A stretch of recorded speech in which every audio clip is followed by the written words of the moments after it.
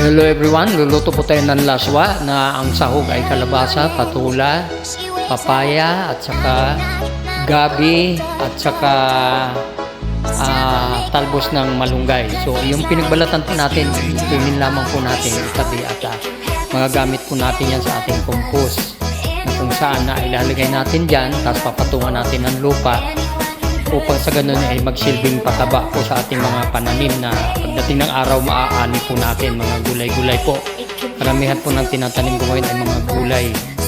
Medyo nagbawas na ako sa mga ornamental plants kasi mas maganda yung naluluto o kinakain ng ng mga gulay ang ating tanim kasi sa panahon ngayon medyo nagtataasan ang mga bilihin. So kailangan maging wais tayo mga kaibigan, sipag magtanim kahit sa mga paso, sa mga plastic container, mga patako ng palanggana. Taniman po natin yan upang may ma-harvest po tayo na hindi na natin kailangan bilhin pa sa mga palengke. So ganyan po mga kaibigan, ilalagay lang natin tapos tatabunan natin yan ng lupa upang sa ganun magiging fertilizer po siya. Taniman natin ng mga, ayan, may mga seedlings na po ako ng mga sili, labuyo, bell pepper, at ayan pa may tumubong mga mani yan mga kaibigan. So samot-sari po mga gulay ang pwede nating itanim kahit sa mga timba-timba lang mga paso. So ayan po ang ating pinagbalatan, ang patula, papaya, at nilagyan natin ng kamatis, may kalabasa, tapos lalagyan din natin ng malunggay. So ang malunggay, dito lang din yan sa bakuran ko. Nakatanim lang yan mga kaibigan. So napakadali lamang po mga kaibigan magluto ng laswa kung tawagin. In-steam o pinakuluan, simple pinakuluan lamang po. No oil, hindi natin ginisa, walang mga ingredient kundi asin lang. O kaya kung may patis kayo, patis lang. Ganun lang po mga kaibigan. At the same time, lalagyan ko rin po ng pritong dilis yan, pampalasa. So ganun lang po. Masarap po na gulay ito mga kaibigan, masustansya kasi pantanggal umay nga sa ating mga kinain itong nagdaang Pasko at saka New Year. So ayan po yung gabi, masarap po yan ihalo dyan sa ating laswa na kung tawagin ay laswa or pinakuluan. So habang naggagayat ako ng mga gulay, ito umiinom ako ng blue tar natin. Nilagay ko sa pinakuluang tubig yung 7 bulaklak ng blue tar natin ay nakakatulong din po yan sa ating katawan. So uminom pa ko yan ito mga kaibigan even once a day or twice a week.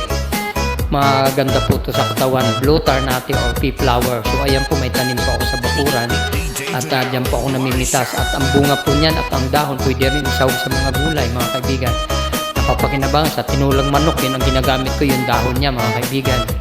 Ganon din yung bunga at ang bulaklak. So halos lahat po may pakinabang at we can get good benefits to our health, to our body mga kaibigan. Blue tar natin or pea flower. So ayan po, so ito na po ang malunggay. Pipitas po ako dito sa aking backyard garden ng malunggay. At ang kinukuha ko po yung mga talbos kasi parang kangkong, para pati steam makakain mo.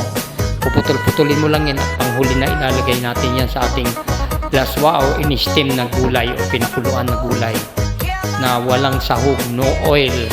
So ayan na po ang ating hinimay na dahon ng malunggay. Alam niyo po ang malunggay, napakasustansya po niyan. Moringa o piliera kung tawagin, ang scientific name. So ayan na po ang ating pinakuluan mga kaibigan. Lalagay natin ang pritong dilis upang magkaroon po siya ng lasa. At napakasarap po niyan mga kaibigan kasi tulad ng sinabi ko, as what I have said before, na madali ito, masarap to at pantanggal umay sa ating mga kinain itong nagdaan na okasyon. So ayan po, pwede nyo rin sahugan ng isda o pritong isda, depende po yan sa inyo.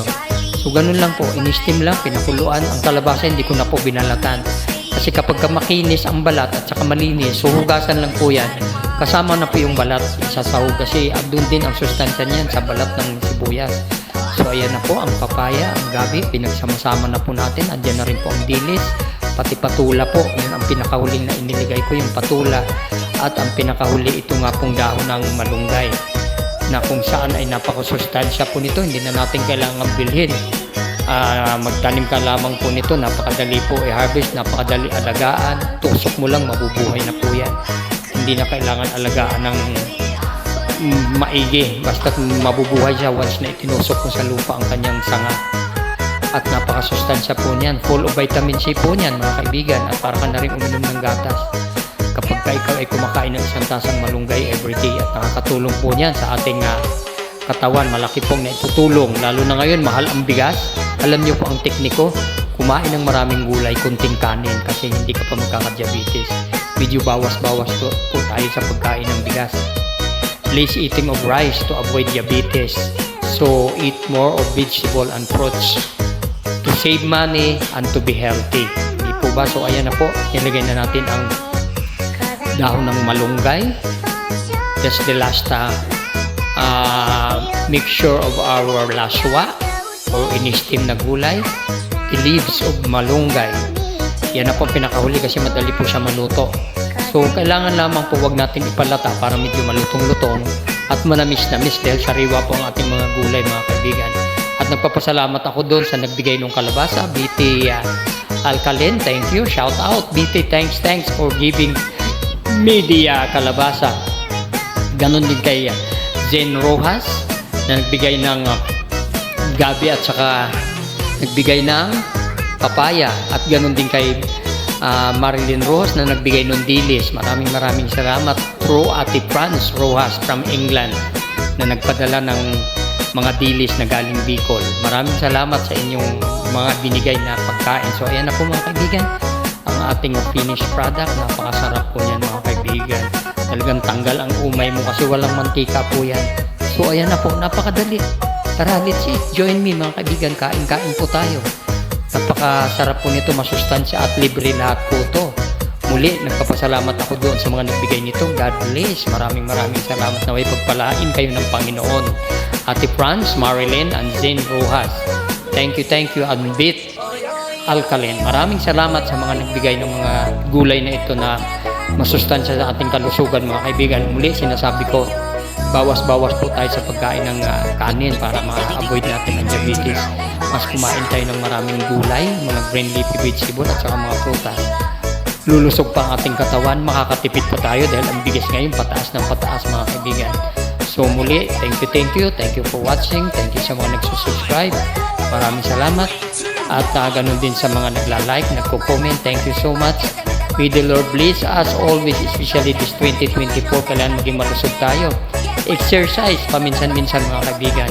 Huwag nating pabayaan ang ating kalusugan kasi yan po ang pinaka-importante sa lahat na ating kayamanan habang tayo ay naririto sa mundong ibabaw. Thank you and bye-bye.